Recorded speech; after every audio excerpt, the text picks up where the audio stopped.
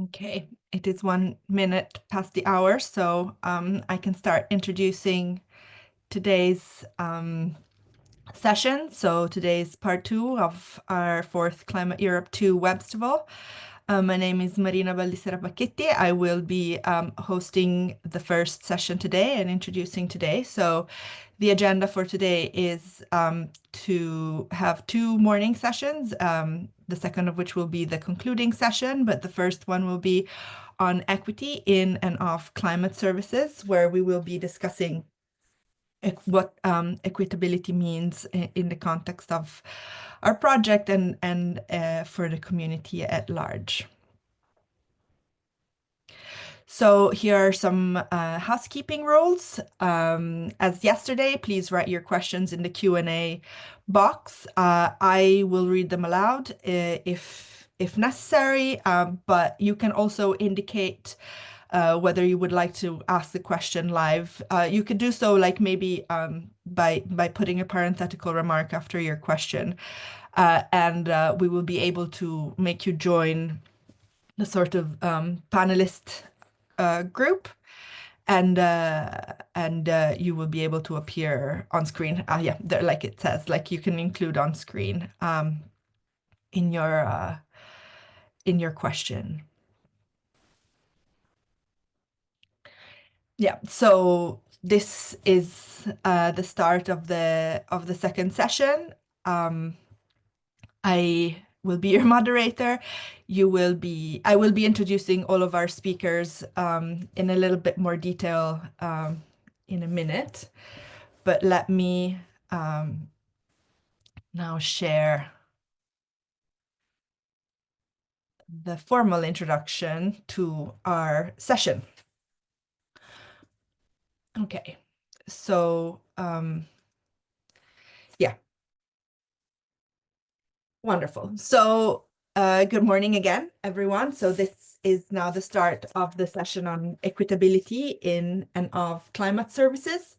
It will be a session that really delves deep into addressing power dynamics and inclusion in the context of climate services. So you will see we will have a series of questions that we will discuss. So after this brief introduction, we will have two impulse statements from two other members of the Climate Europe 2 consortium.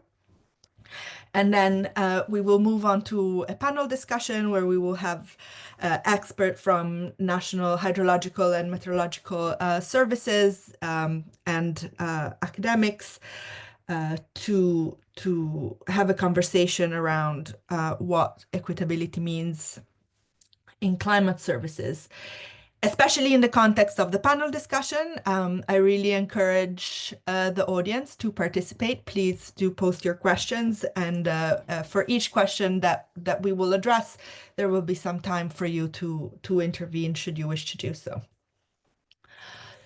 Okay, so just a brief note on what we mean by equitability in and of climate services. So part of one of the objectives of Climate Europe 2 is to support an equitable climate services community. And this means that as part of our work, we need to develop a shared understanding of equitability in climate services. We need to be sure that we are ensuring a fair access, opportunities, and benefits for all stakeholders when developing and delivering climate services. We also need to be able to address systemic barriers that limit participation in the development and uptake of climate services. And also importantly, we need to recognize that diverse knowledge system ranging from scientific expertise to local and experience-based insight are recognized as legitimate forms of knowledge in the context of delivering climate services. So this is a bit sort of the motivation for our session today. And while we will not focus directly on cities, like there are important results that also in cities come up. So now we will start with the impulse statements from Werner, Kraus, and Grit. So just a brief introduction of our two speakers now. Grit Martinez is a senior fellow at the Ecologic Institute in Berlin and associate research professor in the Department of Anthropology in the College of Behavioral and Social Sciences at the University of Maryland. And Werner Kraus is a social anthropologist at the University of Bremen Sustainability Research Center. Together, Grit and Werner are leading one of the work packages of Climate Europe 2, and they will now speak to some of the key insights that they have found so far. Werner, to you. Okay, yeah. Thanks for having me here. Yes, and here is my slide. I want to shortly present some results and insights from social science contributions to Climate Europe 2 at the example of case studies about the implementation of climate adaptation plans in various municipalities and different settings. Well, Climate Service for Democracy, for sure this is an unusual title.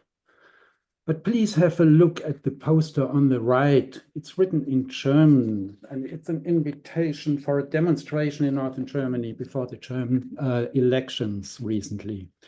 It reminds people to go voting and to vote naturally. I show it here because its slogan brings together things which we in climate services and climate sciences normally carefully separate to not contaminate the climate issue. It says, the municipality of Ammerland, that's the name of the district, wants a climate-friendly, equitable, peaceful, and democratic future. Well, this is 2025 in Germany and elsewhere. Climate change, justice, peace, and democracy are at stake, and they're all linked together and are elements of what we call local knowledge. To provide knowledge from climate services, we have to deal with this melange, with this mix of issues. We argue that even our seemingly neutral standards or guidelines that we provide are political because they immediately get contaminated by real life and they intervene into real life.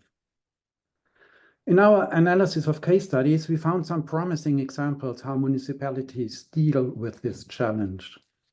For example, in Milan, there are permanent citizen parliaments where people's concerns can be immediately addressed. Or in Paris, we found the city has a permanent outreach to migrant communities to warn them in case of emergency and to learn about hotspots and living conditions. Or in Guadeloupe, Krit will tell more about it later, local initiatives were supported in establishing local gardening to get independent from French food import and to adapt to climate change. But also, we also found some severe challenges, of course, which hinder or even impede the implementation of adaptation measures. Among them are the famous stakeholder fatigue. I'm sure you're familiar with that. There's bureaucratization. I'm sure you're familiar with that too. And finally, there are right-wing politics. Unfortunately, we find this problem throughout Europe, and it is a problem also for climate services, because climate issues are their main political target. In municipalities where they have the saying, climate adaptation is not an issue at all. This is why the title of this short impulse statement is Climate Services for Democracy. Can you show the next slide, please? Now, only a very short example from our own research about the implementation of adaptation plans in a northern German district. In the previous project, I co-founded with local concerned citizens a climate initiative, which is still active today. And we work closely together with climate managers and the local administration.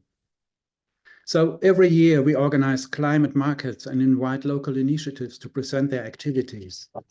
And instead of separating the different sectors as we are used to do, we present them side by side. Fridays for Future beside bicycle activists, municipal climate managers and administrators and organic farmers, repair cafes and citizen scientists, local politicians, and the wild guys from the climate camp.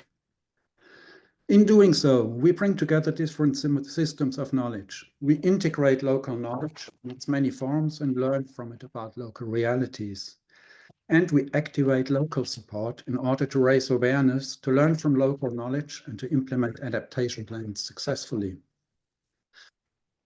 In a nutshell, we argue for a cultural turn in climate services. It is crucial, but not enough to provide science-based knowledge, models, and information. We also need knowledge about the braided forms of knowledge, which we call local knowledge. From anthropology, we know that you do not get this knowledge for free. You have to get contaminated by local circumstances. My short statement. Thanks. Thanks. Thanks, Werner. Grit, over to you. Yes, I will shed some light maybe on some of regions, and as particularly one country which doesn't come easily to mind when we talk about climate services, equity and justice, but it's one of the forefronts, and there is still a lot of work to do. I want to talk briefly about the equitability in the context of Europe's most outer regions. And I'm sure you all know that the 8 outermost regions of the European Union, you can see them on the left side of the slide, are regions which are remote from Europe. They belong to former colonial countries, France, Spain, and Portugal. And these outermost regions are territories that have different constitutional status, but they are all subjected to the European Community legislation. And on paper, this is correct and looks good, but due to their geographical characteristics, in particular, they are remote, they are often small islands, they have a difficult topography, and they are difficult to reach. Those countries have difficulties to really undergo the same procedures like we know from Europe. And also they are economically heavily dependent, usually on a very few products produced on those islands, and often really depending on the former mother states, so to speak. And this challenging situation is addressed by a so-called Treaty on the Functioning of the European Union. And on paper, this is all good. And there are special funds provided to invest in infrastructural programs or capacity building in those countries which belong to the most outer regions. In the context of this session on equitability, I would like to shed some light on the continuing impact of colonial structures and colonial attitudes on people living in these regions, and what are the implications for achieving equity in climate services. Within Climate Europe 2, we had several case studies we investigated deeper. Werner just mentioned a couple of them in Europe, and I would like to draw on some research material which comes from a former project, GPI Climate Surveys, where we investigated co-design and provision of climate services in various EU countries, but also in the outermost regions. And I'm drawing here on the example of Guadeloupe and Martinique, 2 islands in the Caribbean, also known as the French West Indies, belonging formerly to France and today French territory. It's France, and they are very remote, and their major part of the economy is still controlled. And I must say that because I did in-deep field research there, is still controlled by a small group of people that recognize themselves as descendants of colonialists. Historically played agriculture in those countries, Guadeloupe and Martinique, and those islands are deep role creating wealth, social cement, and identity. And today it's still one of the main sectors when we think about mitigation and adaptation to climate change effects. They are much, much needed on the agricultural sector together with other sectors, of course. And our research there showed that major stakeholder groups, such as local farmers with native descents, they are still not included in climate change risk management and do not benefit from solutions by climate services. There are some encouraging examples in Guadeloupe based on, let's say, local gardening and going back to the roots of farming, which has a deep impact on the identity and the participation and including local knowledge. But so far, it is not on a large scale. There are other researchers like Malcolm Ferdinand who documented the potential with a decolonial ecology holds for adapting to the consequences of climate change, together with political struggle against post-colonial domination, structural racism, and ecosystem pollution. And the later one, ecosystem pollution, in Guadeloupe and Martinique is a very grave one. In those islands have been used pesticides, chlordicon, long after they have been banned on mainland France and in Europe, and it has significant impacts on population's health until today with very high cancer rates in population. So in a nutshell, talking about equity and climate services, of course, what is needed in climate service research, if you think about most outer regions of Europe, a more diverse and balanced regional participation from native stakeholders in those countries in climate service design and implementation. And of course, social science perspectives on justice and equity, they need to be better incorporated into climate narratives, scenarios, and models to ensure that climate services are more reflective of diverse societal needs and values, not only in those regions, but in general. And with that, I think I am almost on time, and I would like to conclude and hand over to our hosts. Thank you. Thanks, Grit and Werner, for these simple statements that so poignantly set the scene for our discussion. So let me now introduce the panel discussion that will take the most of today's session. I ask all our panelists to please turn their cameras on as I introduce them. So we have a really interesting group of panelists. So on the left, you see Vincent Amélie, who is the Chief Executive Officer of the Seychelles Meteorological Authority, and he is also a permanent representative of the Seychelles within the WMO, and he is also the United Nations Intergovernmental Panel on Climate Change focal point for Seychelles. Then we have Louis Sellier, who is a coastal and marine scientist at the Climate Service Center Germany, which is part of the Helmholtz-Zentrum here in Germany. He is an academic and boundary age enthusiastic about transdisciplinary and scientific services supporting coastal adaptation and societal transformation to sustainability. We have Susanna Fisher, who is a Principal Research Fellow at University College London and leads an international research program on adaptation measurement and finance.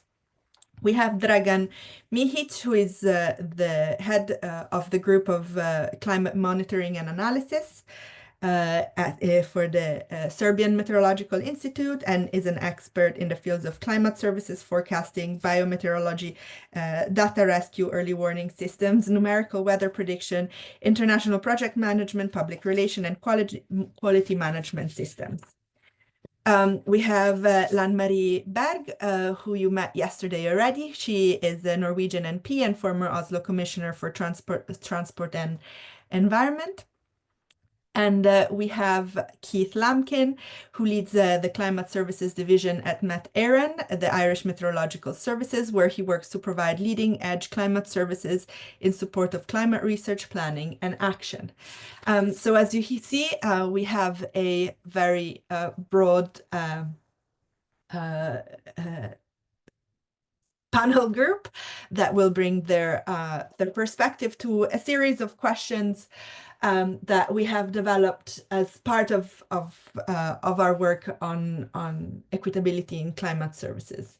So these are the questions. I'm going to just quickly read them to you so you have an idea of where our discussion goes. So and you will hopefully see how related they are to the work that we have done so far in Climate Europe too. So first of all, we will be asking who is included and who is left out in the production and dissemination of climate services, right? So who is part, who takes part in these knowledge production exercises, and who is given the voice. Then we will go on to talk about how can partnerships between national meteorological and hydrological services and universities, local communities, activists, and the private sectors, innovators be designed such that we can achieve more equitable outcomes in climate services. We will then also talk about what avenues the panelists see for supporting a more equitable climate services community, both in terms of interaction amongst climate service providers, but also in terms of delivering information in an equitable way. And then we will talk a little bit about governance. Yesterday, we saw how important governance is, and we will discuss what are the risks of regulation and governance for the equitability of climate services. And in particular, and here we want to be provocative, so what if the wrong people have the power setting agenda? So again, like we really need to be very aware of who comes to the table and who is setting the agenda and what the dynamics are between them. So let's go to the first question, and I will ask Dragan to please open the conversation in addressing who is included and who is left out in the production and dissemination of climate services. Dragan, over to you. Thank you, Marina. Well, I come from the National Hydrometeorological Service, and we are, as a public entity, obliged to work by the law and to treat every citizen of Serbia in the same way. So from the director of some big company to somebody's grandmother who is asking for the weather forecast for tomorrow. So we are, by the law and some other acts, obliged to do for the government. We cooperatively work on climate services with the institutes and universities, so the scientific part, and we deliver the products to the army, ministries of interior. We are connected to the disaster risk reduction sector of this ministry. We work with all the public other institutes and up to the local governments, so the municipalities. For them, we are doing together with them, we are doing the risk assessment for their territory of interest. But when it comes to persons and local individual farmers, for instance, they were included only within some projects, and with the end of the project, that cooperation ended. So dissemination of products is also very important, but when it comes for the elderly and some different groups who don't have access, for instance, to the internet or don't use the modern social media, our products are not able to reach them. So this is a lot of room for improvement. Thanks. Yeah. Thanks, Dragan. And Lan-Marie, why don't you continue? Thank you so much. And I will speak from the Oslo perspective and the Norwegian perspective, well knowing that Oslo and Norway are a rich city and a rich country. So that's sort of the perspective I will speak from. But when I was vice mayor in Oslo, the climate agency in the municipality made an analysis combining knowledge from the National Climate Service Center and 15 municipal agencies. So people who listened to the conversation yesterday would have recognized sort of that story. But what happened was that all the agencies involved named a coordinator for their agency who gathered knowledge about how predictions of the future climate would affect the service provision within their responsibility. So the scope of the Oslo analysis was how climate services inform decision-making in the municipality, and it was not including the business community or citizens in that sense. But however, service provision in the municipality is for the citizens, and often for the most vulnerable citizens like the elderly and the children, because we build schools and we have homes for the elderly. So if climate services are considered and included in all levels of government, informing policies and regulating the legal frameworks, the decisions made by us politicians have the chance of becoming more equitable, I would argue. So we will avoid building schools or elderly homes on quicksands or in a manner that it's in a danger to health. Nature-based solutions for adaptation in many cases can give neighborhoods more greener spaces, also in parts of the city where people do not have the strongest voice. And also in Oslo, we have a difference between the west and the east of the city, of course, with more trees and nice parks in the west side of the city. And we also know that it is the most vulnerable and exposed population groups that will be the hardest hit by climate change and crisis in general, no matter where in the world you are. So today, it's not the case in Oslo that we have sort of closed all the gaps, both when it comes to governance and knowledge about risks. So there's a lot of things to do. But I also want to highlight the private level in where people sort of make their economic decisions. And in Norway, most people, I would guess, don't have good knowledge about how climate will change their neighborhoods and how they should prepare for that. And we have to also ensure equal access to information where people make important investments or decisions in their lives, like buying a house or deciding where to live. And therefore, I also think it's important to work to update rules so that they include climate risks in, for example, sales documents or in tenant contracts. So that was my few cents. Thanks, Marie. Now I would like to call on Vincent, if you want to. Do we have him? I wonder. I just saw him, but it looks like he disconnected. So Luis, why don't you take the floor? Thanks, Marina. Maybe just change the question back. I think we sorry. moved on to the next question, which is going to sound odd if I answer the wrong question. Sorry. Yeah. No problem. So I'm going to preface my answer by saying that the word dissemination of climate services in the question maybe sets the wrong tone for the conversation. So we can include that in the broader discussion. But to be blunt, climate services are intended to be used by people, so decision makers, communities, businesses, pharmacists in a specific place or setting.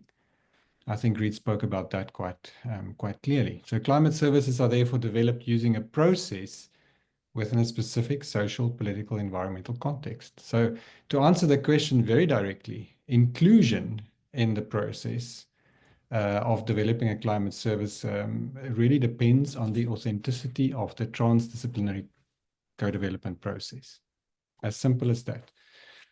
So how authentic are we looking at a system, and how well do we understand power structures? So we do need to understand power structures to understand who could potentially be left out in a conversation on climate services. What are the right questions about the need, the point of pain, as we call it, and are we asking it from the right people with the appropriate degrees of agency? So this question of in and out, for example, depends on, and this was mentioned by Lanmarie, the scale and the level of customization of a climate service may determine the inclusion or exclusion during the service development process. For example, a regional climate service developed for future drought conditions in sub-Saharan Africa by a regional body or UN agency based on collective understanding of needs will probably exclude some of the very end users. And I think that's fine. However, at a local coastal community or municipality in Latvia, there's a very specific social, political, environmental context that will make a climate service be used, and that will drive decision-making related to adaptation, local community development planning, etc., etc. So the level of customization of the service in that instance is very high, and the impact on society is determined by the fitness for purpose. So inclusion in that case means you really have to understand the power structures, and you really need to have that authentic engagement to get to the product that'll change minds, basically. Thanks. Thanks, Luis. And before we get to the questions of the audience, Vincent, I see you're back. Do you would like to address the question, please? Welcome. Thank you, and sorry for this I think I was disconnected, but I was able to get back No problem. quite fast. Great. No, it's a very interesting question. Actually, I've been working with the Seychelles Met Authority for 33 years now.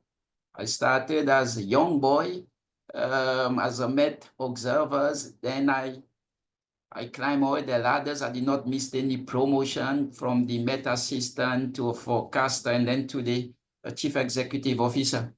And for me, when I look at this definition, even of climate services at that time, back then, it took me a while to understand what really, especially for Seychelles, what really is climate services. Because back then, we used to define weather and climate and say these are two different things. And the way we were set up, and I think WM has a role to play in this, was that if you work in the forecasting office, there you issue forecast. There's some specific forecast that you issue. But if you work in the climate services, was basically for you to save data, have historical data, and then people will come to you and ask for data, and then some will get it free, some will have to pay for the data. So it was more or less like in a way that the setup has prevented for more people to get access with climate information. But today we understand better that climate services is also about early warning. It's also about seasonal weather forecasting. It's everything. So now we need to go back, like for me in Seychelles, the challenge is to put the mechanism in place to make sure that information climate services can reach everybody. Not only reach, but reach them to their understanding. Because there's no use like you are saying that you are sending information, but certain people are not reaching them. And I like to link climate services with what United Nations Secretary General in 2022 announced the early warning for all initiative. And it's because a lot of people were not receiving early warning information, climate services information. So I believe there's a lot of things for us to do, and for Seychelles in particular, in setting the right framework and making sure that eventually all information can reach people. Because even in that previous setup, it has made in our mind that we need to have a data policy in place, again, to govern what type of information that we give. But today also we see that the data policy, even if you have a data policy restricting certain people to get the information, eventually people do get your information. But critical information people miss, and especially when you're talking about information that can help people to save life and properties. So for small countries like Seychelles who are still developing, we are now talking more about climate impact. I believe we have many things to do to address climate services, put the mechanism in place, making sure that all those that require this information can get the information and slowly remove. Of course, we have to do commercialization. It's very important that we're able to collect certain information from what we produce, but there needs to be that balance between what we can keep and ask people for some money from it, and information that are critical to give people free to save life and property. I think I stop there. Thank you very much. Thanks, Vincent. So far we've had sort of points made about the criticality of information and what kind of information you consider, but also for whom and how this is accessed. Before we go to the questions, and we have a few questions in the Q&A. I was wondering if any one of our panelists that haven't spoken would like to react to any of the statements made so far. But otherwise, we can go to the questions. Please unmute yourself if you would like to say something to what has been said, or even those that have already spoken, if you would like to respond.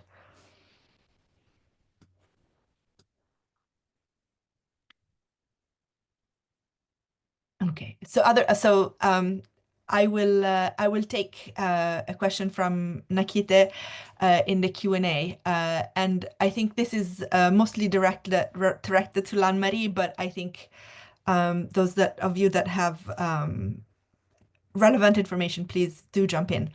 What plans or strategies are in place to inclusively engage persons with disabilities in the production and dissemination of climate services? Lan-Marie.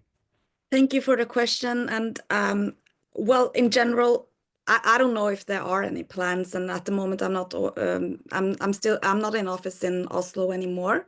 But in general, in Norway, we work a lot with sort of inclusive conversation in general. But there is still a long way to go. And I think that that only illustrates that I think most countries fail in including both people with disabilities and vulnerable groups in important conversations that that concern them. So yeah. Thanks. And I would like to call on Dragan and Keith to maybe say something to this, if this is part of the national of the conversations that you're having within your context. I see Keith has unmuted. Please go ahead. Hi, Marina. Thank you very much to you and your colleagues for the invite today. Yeah, so I guess specifically we don't target it, but most of the partners that we work with would. So a lot of the partners we work with would have hiring policies to make sure there's equitable information feeding into their system. So when we work with our partners across different sectors, the general voice or the general kind of information we get from them is already inclusive of that. So we don't see the need necessarily to double up on that specifically, but it is already embedded within that background information that we deal with. Thanks. Dragan. Yes, I would agree with Keith. We also don't have by ourselves strategies for the persons with disabilities, but the institutions that are receiving our, say, services, they should have it. Okay, thanks. I will take a question from one of our panelists. Paco, do you want to ask your question on camera with your voice instead of me reading it out? If not, I can read it. So in what way other services like financial, health, and insurance services involving both public and private actors are equitable and inclusive? Or are they always forced by a regulator to be so? I wonder, does anyone would like to take this question? Maria, go ahead. Well, I can try. And I think it also depends on your political point of view, what you would really respond to that question. But I'm from a political party who believes in regulation, and I think that it's important to have good public services to ensure that that there is not too much of a difference between the people who choose private services and public services. That the public services should be, enough for everyone, and that there shouldn't be too much of a difference. So I think that that's sort of my answer, that in societies, for example, like the US, you have several other examples where health insurance is very important, and then the private sort of health providers are more important. Then, of course, it's not equitable and inclusive in a sense. But in Norway and other countries where we work to have the public health system as good as possible, and hopefully still will have that in the future, it will be more equitable. So that's sort of my more political answer to that question. Yeah. Yeah. And sort of maybe to be a bit provocative on a sort of similar context before, I'm sorry, we will have to move on to the next question. But I was wondering if anyone would like to say something to the comment the question of like, to what extent then are inequalities, you know, we are relying on certain structures to take care of inequalities like disabilities and inequitable access, but to what extent is inequality and lack of access baked in to climate services due to the broader inequalities of the social political context, like bringing back to what Grit was saying, for example, the colonial history of, for example, the European outermost regions, and how can we address that? I was wondering if anyone would like to speak to that before we pass on to the next question. Yeah, Susanna, and then Luis. Thanks. Yeah, I think it's a really challenging issue, and one that obviously we face in adaptation more broadly. I'm sorry, I'll try and lower my hand. That anything like climate services or adaptation planning processes are happening within the context already of structural inequalities. And one can only try and work with that knowingly, but as what's essentially a small input into a much larger political economy of a country or a region is very, very difficult to overturn those. And I think within adaptation processes more broadly, it's been things like obviously reaching a diverse set of views on an issue, perhaps not only starting with a traditional national entry point, but also thinking about regional and local entry points. And at least working knowingly with the structural inequalities that are in place rather than blindly, and at least there being something about an understanding of that political economy that can help climate services try and navigate that, whilst recognizing, of course, it's part of a broader system. I also wondered, as I have the floor, I noticed there was a question in the chat, and I wondered if you'd be happy for me to pick that one up. Yeah, go ahead. Go ahead.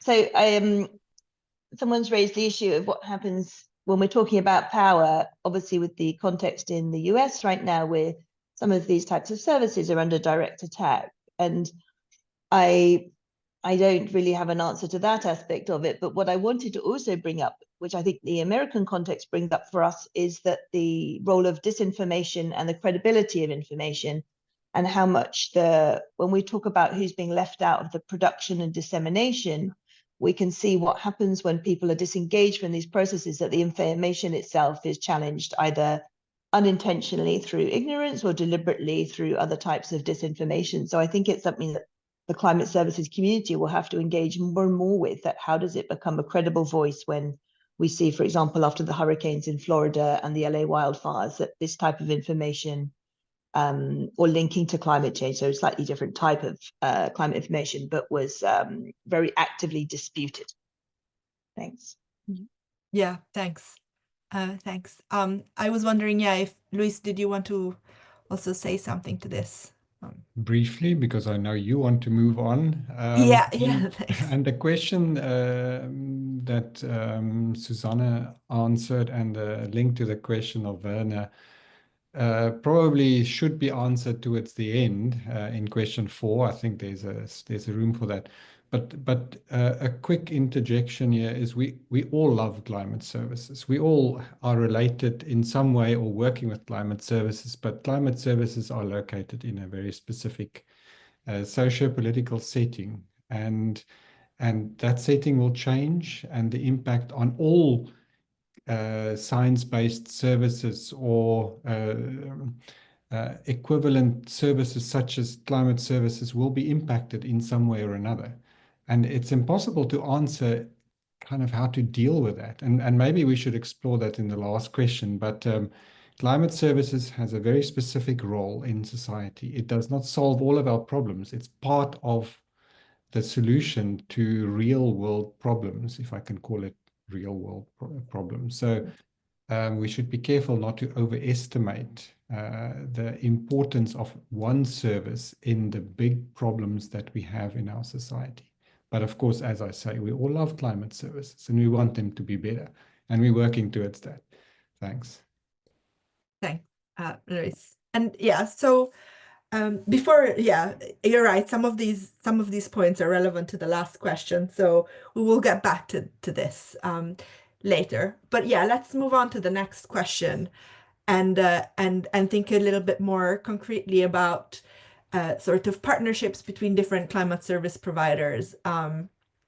So, and think about how can partnerships between national meteorological and hydrological services and universities, local communities, activists, and the private sector innovators be designed in such a way that we can achieve more equitable outcomes. And to this, I would like to invite Keith to start us off on this question. Thanks, Marina. No, I think naturally people are quite good at kind of finding the path of least resistance. Arguably, we've been doing it for hundreds of thousands of years. I think the trick here more so is to try and create conditions to allow them to do that, to allow them to create those partnerships, which will organically happen under the right conditions. I mean, even in Ireland, just for way of example, we have a citizens' assembly to do with climate. We have climate dialogues related to climate action. We have an Irish National Framework for Climate Services, which holds workshops, which intentionally brings people from these different cohorts together to give them that forum, to give them those kind of opportunities to create partnerships. And partnerships have to be net win as well for all members involved. So that's kind of important. A second point as well, I'd say I wouldn't underestimate the importance of simple case studies as well, showing where partnerships actually succeeded in this space. One of my team there recently gave a presentation at a workshop in relation to a climate service tool we developed to help evaluate risk for sexual adaptation planning, classic combining climate hazard, vulnerability, and exposure to show kind of heat stress across the region. And a senior member from the health sector put his hand up and kind of said, I've read hundreds of pages, but after seeing that, I now know what's been asked of us. So that helped create and enhance the partnerships in that area. And now we have other people from other sectors who saw this as an example, who are also looking to develop something similar as well. So as simple as it is, I wouldn't underestimate the power of simple case studies. And I guess finally, again, we have to be kind of realistic then as well. We have to think real world. And there's a difference between kind of planning on paper and what happens in the real world. And it's not realistic to ask all things of all people for all decisions. I mean, that's just not practical. I like to think of these kind of partnerships as branches on a tree. The trunk of the tree is your classic core climate services, your climate past information, your projections, your climate indices, and so forth. And those partnerships are the branches on the tree. And those branches that are strong and adding net value will grow stronger and help the tree grow. But some of those partnerships will lose value, will die off and fade away. And that's fine too. But they're all contributing to the overall growth of the tree in general. I'll leave it there. Thanks, Keith. And I think this like sort of brings us back to like some of the things that, you know, Lewis was saying about sometimes customization, like it necessarily involves like making deliberate choices about who is targeted and who is included and who is excluded. Okay, so next I would like to ask Vincent if you would like to speak to this question. Yeah, for me again, based on the Seychelles experience, I've seen that partnership is quite challenging to implement here in Seychelles, basically because of people sometimes don't really know what they're supposed to do. You see a lot of cross-cutting in responsibilities, the law, which are outdated, giving people more or less the same job as one department or agency doing more or less what someone else is doing. So now when it comes to working together in partnership, people start to fight instead of working together. We've been facing this even recently when there's a lot of climate change initiative out there, where there's fundings to implement projects. People cannot really work together because everybody wanted to take a piece of what is out there. And this is creating issues. So even if we talk these big words like PPE, private partnership, these sort of things, MOU, to bring people together, you see that if things are not clear, the law, the regulation are not clear, it's bound to always have issues. So I believe one of the way to address or to design a proper mechanism where National Med Services can work with other stakeholders is to initially make sure, maybe in other countries that exist, but for Seychelles it does not exist. I believe one of the things is to make sure that all the laws are in order and people know what they're supposed to do. There's no duplication of projects. There's often feedbacks where people can meet and discuss about what we're supposed to do together, we're supposed to work together. I think this can help. It's very important that stakeholders don't only meet when there's a project initiated by another institution, but there's a system in place where we often come together to take stock of where we are and what we're supposed to do. I think this can help. Thank you. Thanks, Vincent. Very, very interesting. And Dragan, could you please take the floor? Yeah, thank you. As I already mentioned, we have a strong partnership with the academia, universities, and institutes. So what they made in this science, we try to implement in the operational way. So the contacts with the local communities would benefit for us with their local knowledge, and the activists and non-governmental organizations could help us also to spread the word to all the people and all the groups, even endangered groups.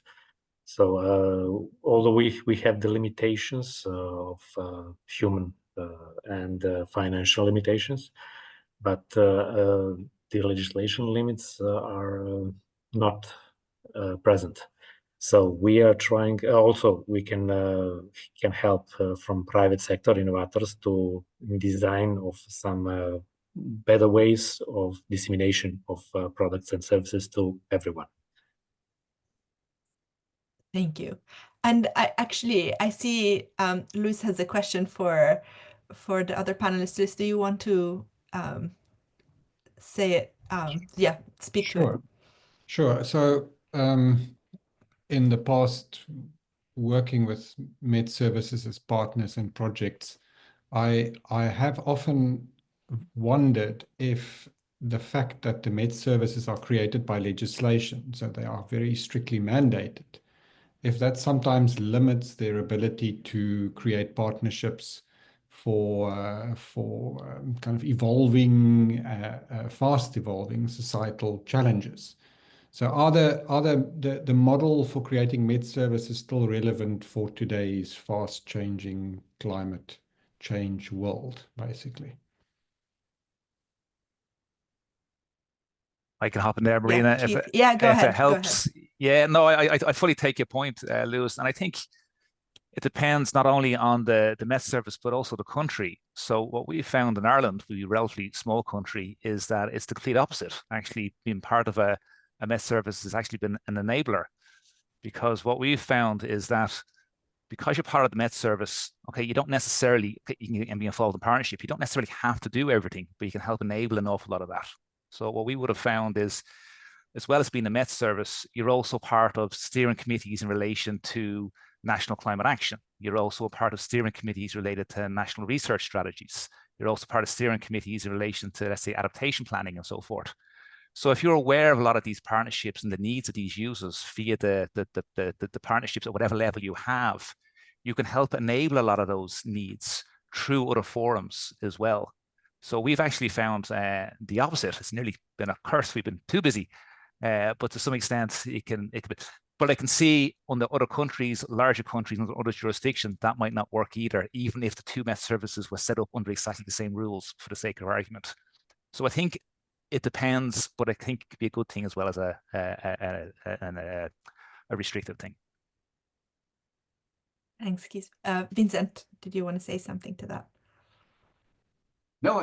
It's an interesting questions, and actually, I believe also, again, speaking on behalf of small island developing states, small countries like Seychelles, it's very important that we also make our law, the regulation, something which is a living document.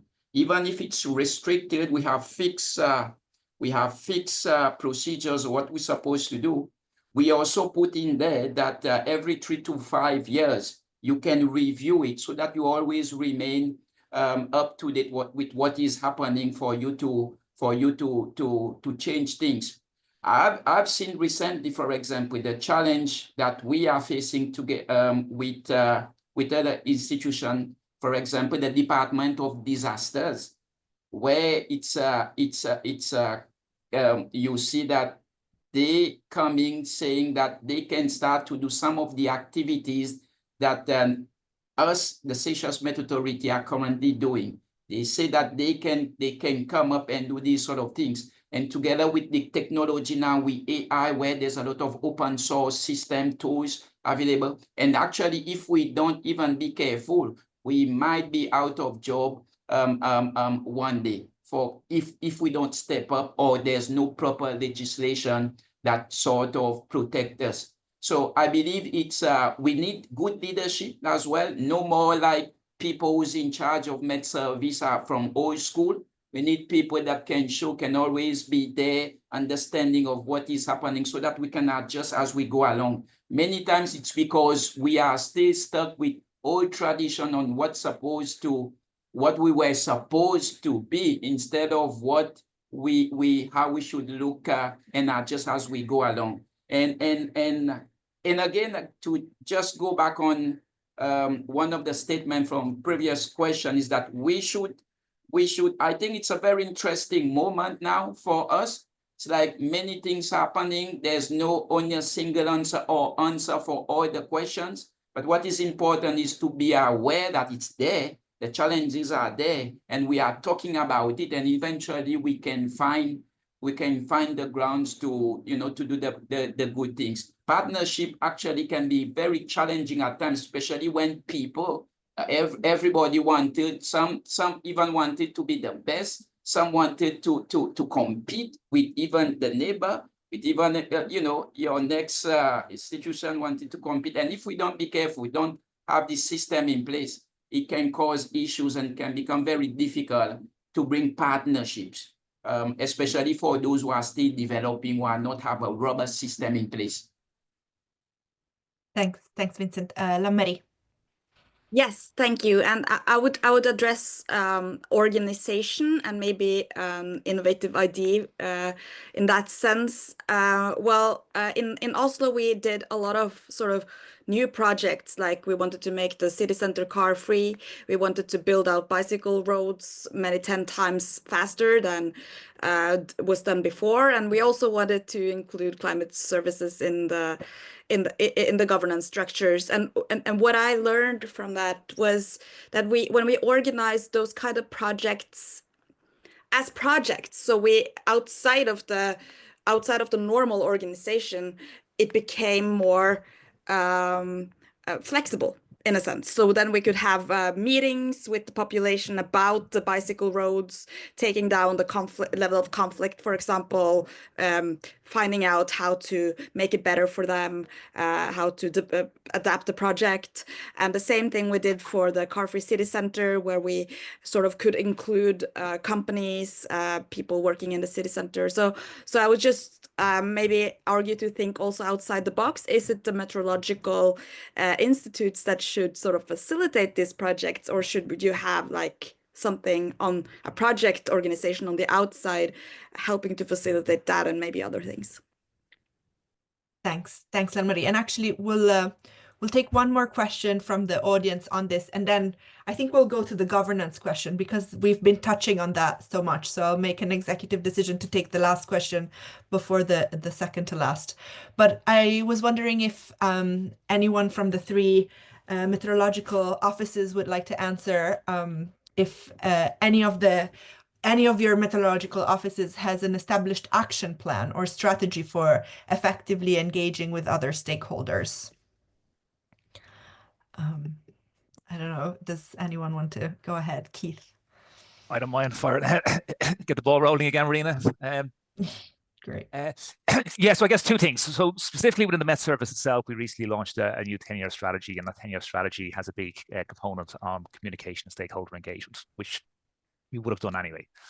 But I guess more specific to climate services, certainly in Ireland at least anyway, when people look to or think of the weather, they look at the National Met Service.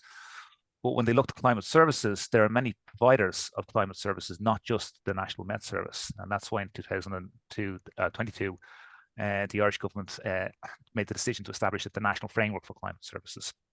Now that's led by the Meteorological Service, but it involves many, many actors. And that specifically has a strategy of stakeholder engagement right across the spectrum, potentially for a lot of the reasons we're talking about today, where a lot of the producers can benefit from that coordination space, but also in order to find out what a lot of the users need as well. So a quick example, maybe by way of illustrating, we found through communication efforts, both workshop-wise, but also kind of an awful lot of individual stakeholder engagement meetings, is that a number of different sectors or industries needed a particular climate service products, needed how high intensity, short duration rainfall events will change into the future with assigning road drainage or many other reasons as well. And many of them were beginning to go off and develop them to different standards in different ways, different degrees of professionalism.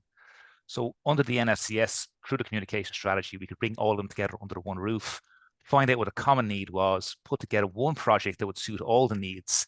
And that project is now underway to kind of deliver a national product that would fit all the needs, keep everybody on the same page, save time, effort, and duplication. So that's the kind of thing that can come out of having a kind of a targeted engagement strategy. So yes would be the answer, but through different mechanisms, again, through partnerships, if you like, not just what the Met Service itself would do.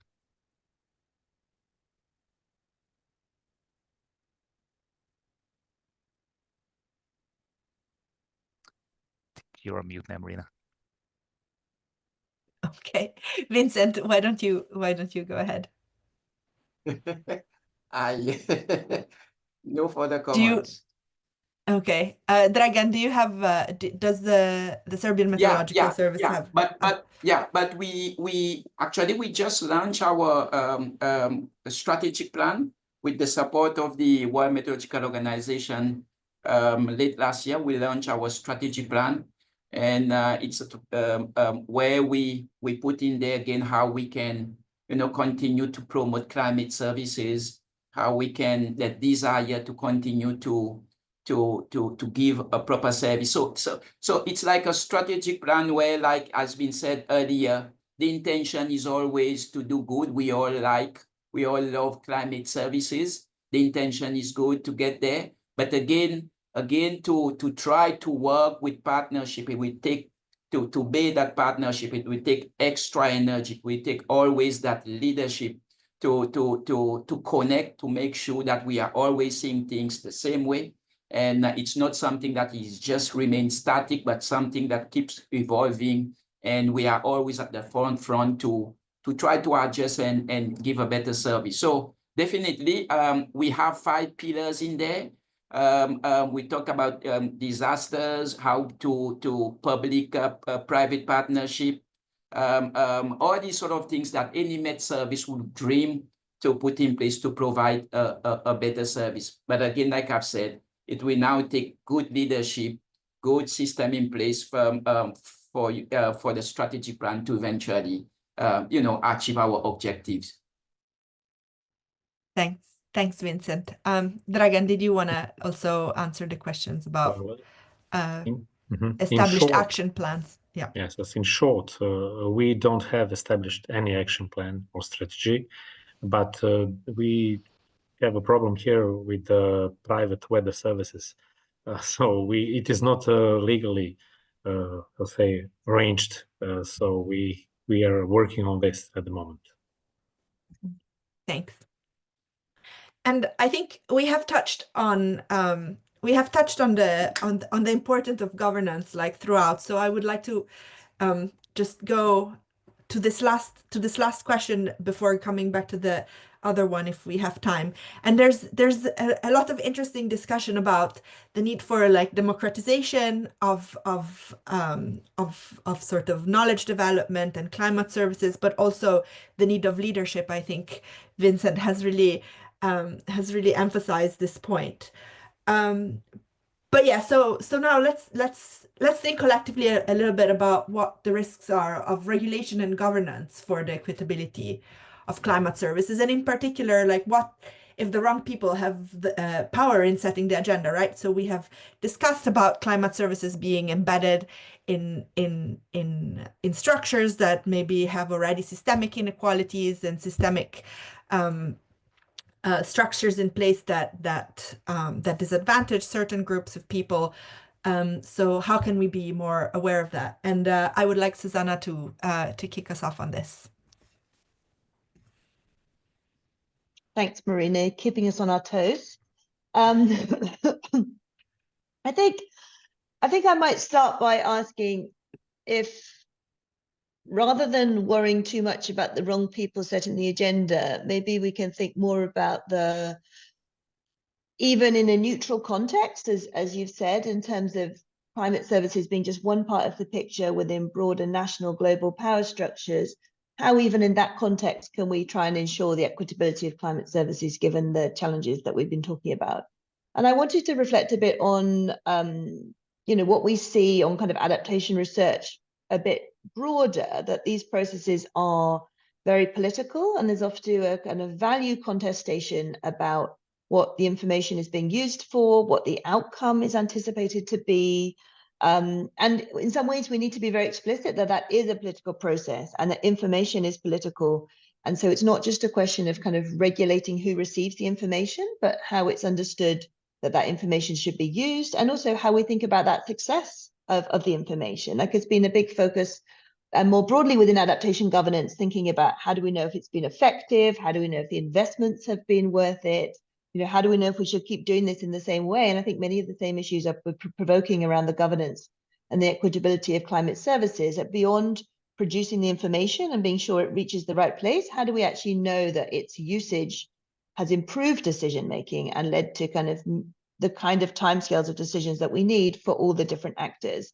So I think we just need to work with the governance of the services, understanding the kind of underlying politics of it, and seeking to open space for some of that contestation so it can be openly discussed and worked through, rather than perhaps being smoothed under as a perceived kind of technical process. Was, I think, as we all know from being involved in it day to day, that there's many kind of politics underlying it. I think the other point I would raise, perhaps if we think about, in inverted commas, the wrong people setting the agenda, is perhaps this issue of scope and geography and the idea of maladaptation, which again comes up in many other adaptation fields. And if you have decision making locked around a particular geographic area or boundary, how do we avoid some of those decisions spilling over negatively either into other countries or regions or cities or groups within the city? So I think it's that aspect of how do we, if one group is setting the agenda, how can we set in place, in terms of the regulation and the procedures, ways to consider the risks on others? And I think with climate services, as I also answered a question in the chat, it can be that question of who's going to be affected might be a bit broader than in a more traditional policy realm. Thanks, Susanna. Yeah, Lamari, would you like to go ahead? I can only build on what Susanna is saying, really, that I think the biggest risk is that we are not able to include climate services throughout the sort of decision-making processes, and that also the lack of inclusion of climate services can, in some can build up under existing inequalities. And I also see that, and I saw that when I was vice mayor in Oslo, that even when you're part of a government who really wants to build up under like reduce inequality in the city and so forth, of course the existing structures are still sort of influencing how you make decisions. So of course, often, unfortunately, people with power, knowledge, money have more access to politicians than people without that. And people without that kind of knowledge, power, and money will not maybe have time to engage in that sense. And therefore, I think it's so important that we get climate services to sort of influence all decision making. And preparing for this session, I asked me the question: what would Donald Trump do if he got access to climate services? And he will probably shut down all the offices, like he's doing with a lot of other services today. And what happens then is that information about climate risks is not accessible to everyone. And it's not today either, but then it will be less equitable, because then people with money could buy access to climate information, having knowledge that people without money or power will have. And Donald Trump will probably also deregulate so that we won't get to have climate services sort of flowing through the decision-making processes, which will also make worse decisions that can influence or have an influence on people with money if they buy houses in a place which is a climate risk. But most often people without money and power and the most vulnerable people in the societies will be most hit by any crisis. So yeah. Well, thanks, Lamari, for bringing that up, because America is currently a very let's say obvious and sad case study for us to see what happens when you have this this kind of like drastic and very authoritarian government takeover that really does not take equity into account and actually actively opposes it. I see Nicola Golding has raised the question of like last year's launch of the Equitable Climate Services Action Plan. And Nicola, I don't know if you've seen, but I was trying to get to those pages and download the relevant document the other day, and like a lot of DEI related documents in government pages, the page disappeared. It disappeared from one week to the next. And so now the documents related to the Equitable Climate Services Action Plan are not publicly available anymore. And they are actually cutting funding to NOAA, which is like I would say like the main US climate service, and people now have to make stark decisions about what kind of like data they want to collect, because they cannot go on collecting the same kind of data, right? So like, for example, I know that there were groups of scientists that have to make decisions about what buoys to deactivate for a sort of sea surface temperature monitoring program. So it does really affect climate services, and maybe we can come back to Nicola's question later. Luis, the floor is to you. Thank you. The question about what would Donald Trump do is virtually impossible to answer, because I'm not sure he knows himself what he'll be doing from day to day. The point, however, is it's very easy to talk about the risks of government overreach or regulation, kind of overbearing regulation. It's so clear. We can see it happening right now. The erosion of NOAA as a climate service provider will directly and negatively impact the economic and socially vulnerable people, not only in the US, but across the globe. So there's the answer to the question. What is more challenging, and I'm hoping the other panelists will jump onto the amended question, is what can we do about it? Because it feels a bit overwhelming in terms of how to deal with such a big system, a federal system in the US that is eroded within a matter of months. So to put a slightly more positive spin on regulation and governance in the cases where Donald Trump is not the president, establishing climate services quality and standards, fair data are all positive aspects of regulation and governance of climate adaptation and mitigation. So we should latch onto things like, for example, making sure that all of our products are fair, and that at least the data, that they are widely accessible, that they stay accessible, and that they are not captured, for example, by the state and therefore become unavailable if Donald Trump makes them so. Another potential mitigating possibility is, of course, which is something I would answer in the second question or the third question, we should report on success. We should tell positive stories about successful application of climate services. And we should keep on hammering on the benefits of climate services. And importantly, we should also reflect on and report on the negative or unsuccessful outcomes of climate services. So we have a burden to make sure that climate services are portrayed as lifesavers and as enablers of the economy and all of the other higher ideals that we have. Obviously, part solution, but climate services are important, and we can promote their use, and we can make sure that we do our small bit to make sure they are available and that they can be perceived as making a positive contribution to society. Thanks, Marina. Thanks. Thanks, Lewis. Keith, would you like to jump in here?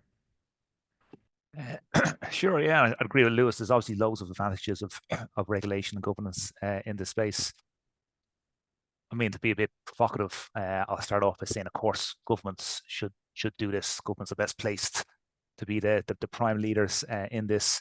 But as Lewis himself already pointed out, maybe governments can sometimes be slow to react to market dynamics, possibly due to kind of restrictions and hiring and so forth as well. So, okay, maybe we should give the lead to the private sector.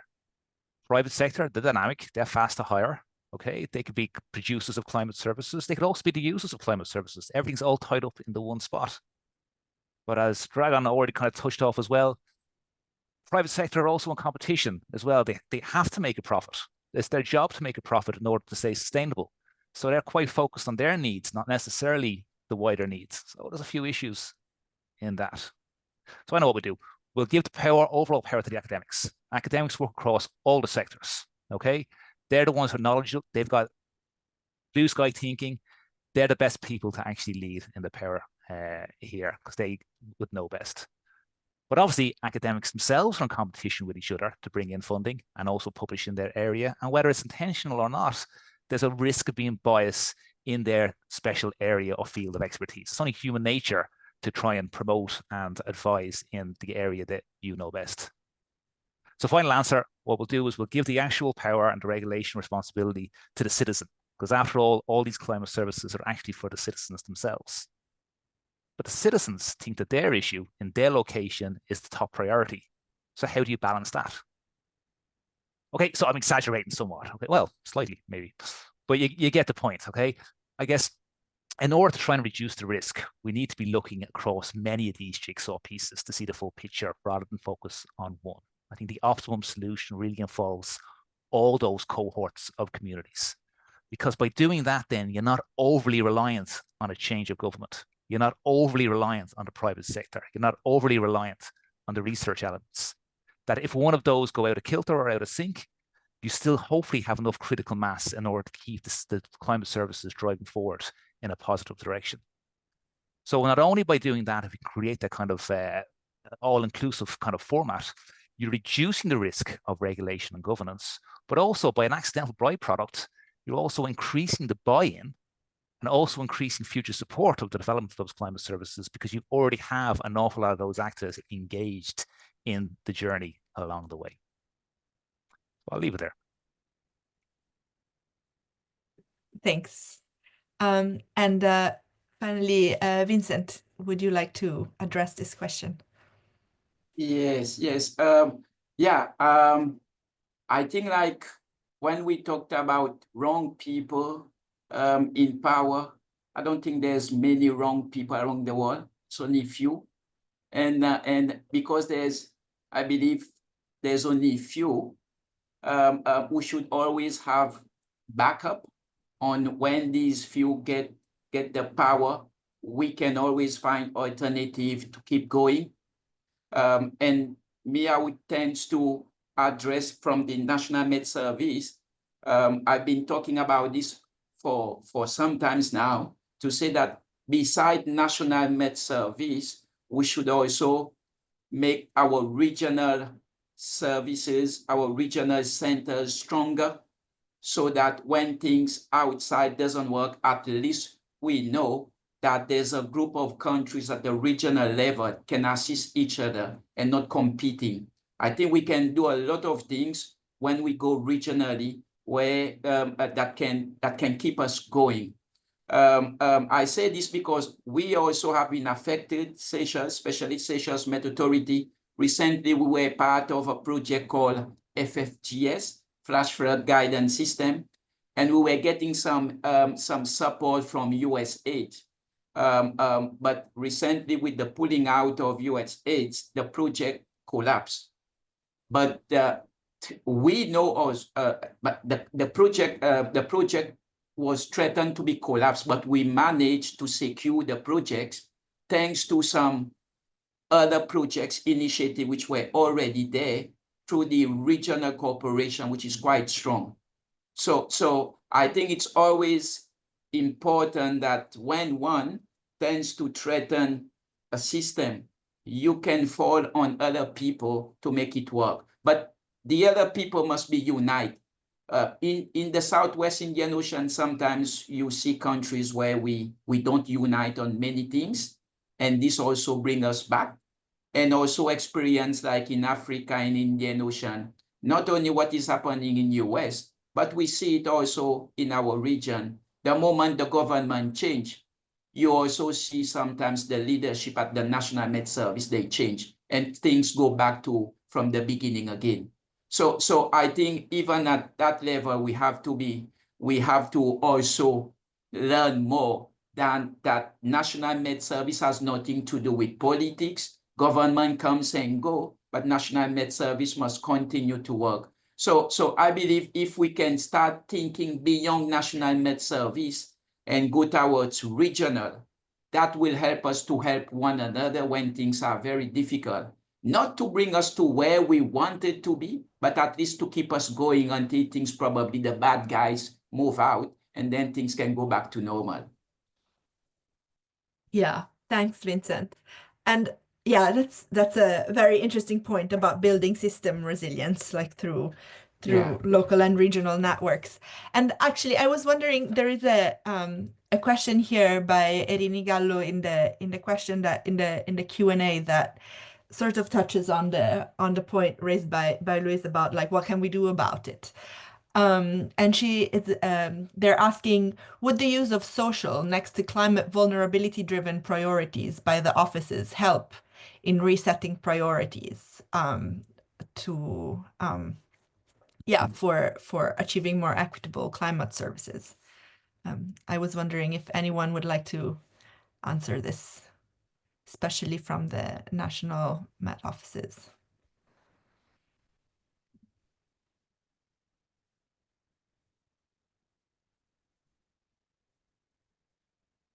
Yeah, Keith, In go ahead. the absence of anybody, I'll go again, Marina.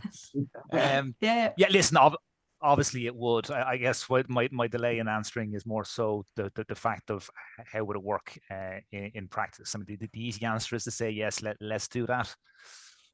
But there's a better chance of it succeeding if it's actually made at a higher level. It makes its way into policy or legislation or guidelines or something similar, that then the users actually need to follow this, and then it's easier for Met Services to help kind of help implement that along the way. I mean, it's an excellent suggestion, but there are many excellent suggestions, and you can't be all things to all people all the time. So I think yes, it's an excellent idea, but I think that for it to actually happen in practice, I think it would need to try and find its way into some level of guidelines or legislation. Thanks. Would anyone else speak to this?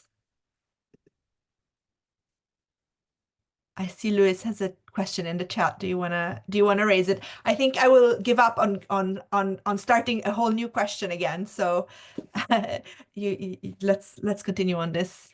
I had a question to Werner and maybe Keith, and it unfortunately it goes back to what's happening in the US, and maybe we shouldn't be looking at the US as an example because it's so jarring. It's so different from what we expect in democratic systems. But should we not in response to what Keith said, which organizations will not gravitate towards resources? So NOAA was built up based on rich resources. So and it offered services, and it's inconceivable to think that people don't see the value in that. So maybe we shouldn't start distrusting our governments, but rather keep on focusing on building strong partnerships between all organizations, and get sort of the strong and dynamic cooperation that makes the system robust. So it is this idea that the system needs to be robust if one partner maybe falls out. And in the US, it's maybe not a good example. It can happen, and it happened to the world's largest economy, but I'm not sure that should be our kind of, they should not determine the level of trust we have in our institutions. That will make the world a very sad place. If I can offer that bit of editorial, thanks. Thanks, Werner. Yeah, maybe. I mean, it's all over Europe that we have these right-wing tendencies, and climate politics, every kind of climate measures is the very target of these right-wing policies. And in rural areas in Germany, they are very strong and they impede the implementation of adaptation plans. So the question for us is, how do we situate us in these situations?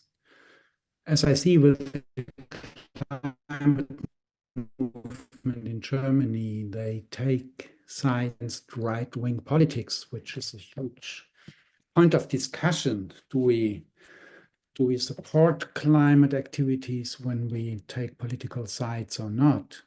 But that is a question for us too. What are we doing when, I mean, currently it's all over the place, the implementation of adaptation plans. It's dependent on the politics on the local level. And that is at least a huge problem we have to think about, just like all environmental and climate activities currently have to do. And that is a real challenge, because democracy is not there, it has to be practiced. And science is not outside of these processes, but it is a part of it. And that is a very big problem that I have no answer to. But I'm very interested in, and I think it's highly urgent to situate yourself there, because the problem is urgent. We have now a new government in Germany, and it will have effects on the implementation of adaptation plans. Maybe not on the creation of the plans, but on the implementation. And that should be part of the plans, of course. So that's the point I want to address. I have no answer to that, of course. Yeah, yeah. I mean, just before I give Lamari the floor, I mean, it's really interesting, and I wonder to what extent is the recognition even from the scientists themselves that, you know, science is sort of embedded in the politics of various countries, how much this sort of recognition could help sort of thinking critically about the role of scientific information, but also integration of scientific information with other forms of knowledge in the in society. Sorry, Lameri, go ahead, and then we will have to wrap up. So if anyone else would like to say something, please let me know. Yeah. Lameri. Thank you. And I just wanted to follow up on Vincent and Keith's comments on sort of how do we get a backup. And I think that our backup, well, we all need to rally for support for multilateral organizations and like the VMO or like UN organizations in general. And what I see from the political perspective is quite worrying, actually. Even in Norway, which gives 1% of our GDP to aid, a lot of those money now goes to Ukraine. So that means that they're cutting on support for multilateral organizations, which I would think that can give us, like, at least ensure open access to information like weather data that now is in danger. So so that was my final words. Thanks. I know some of us will have to, like some of the speakers have to jump off at 10 precisely, but so I wanted to just formally thank everyone while everyone is here in the room. But yeah, I would also, before we move to the coffee break, like to give the floor to anyone who would like to share some last words on the topic. Werner, did you want to say something? I noticed you had the hand up. I just No? wanted to raise the problem that science and climate services are not parallel or outside of politics, but they are a form of governance. And there's a tendency to consider oneself as not ideological and simply stating the facts out there, but doing that is a form of governance. It's not outside of it. And governance is very based on statistic by nature. On statistics, how many people do live there, how many agents are there, it's all statistically, but statistics are a form of governance. It's not neutral. Just like in Climate Europe 2, standardization, it's not outside of politics. It's a form of governing things and providing power, enacting power. And the humanities think a lot about that since many, many years. And we need this education, which has, on the one side, the art of science, and on the other hand, the art of philosophy and of the humanities. How does power, what is governmentality? What did Michel Foucault say? What did Bruno Latour say? We have to mix this up because they think about the nature of power and the role of science in it. And I think that is very important. That is my last word on that. I think this is an excellent last word, and as a philosopher by training, I could not agree more with you. And yeah, so now we will go into the coffee break. We will reconvene in half an hour for the concluding session. And yeah, thanks again to all the panelists, and I hope everyone attending enjoyed this wonderful conversation. Thank you very much.